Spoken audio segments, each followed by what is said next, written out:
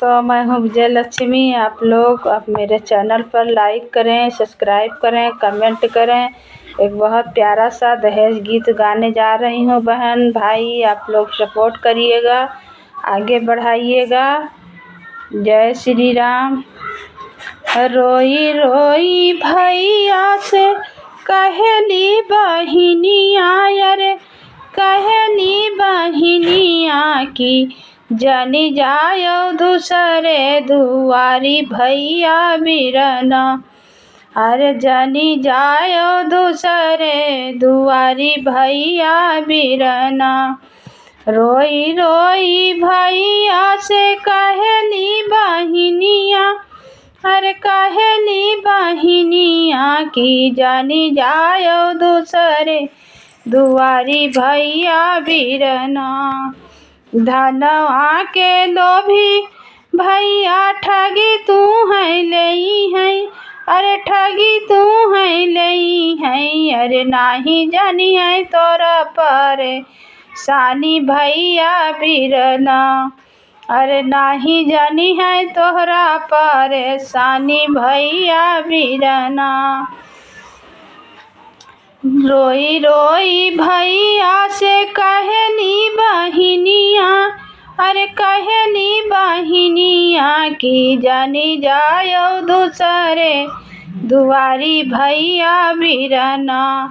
की जानी जायो दूसरे दुआरी भैया बिरना। कहाँ से लईबो भैया यतना दहेजवा, रे यतना दहेजवा रे केहू नाही बुझे परेशानी भैया बिरना। अरे केहू नाही बुझे परेशानी भैया बिरना।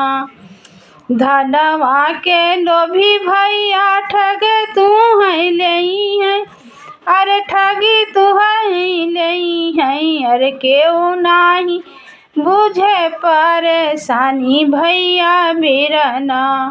अरे कोई नाही जाने परेशानी भैया बिरना।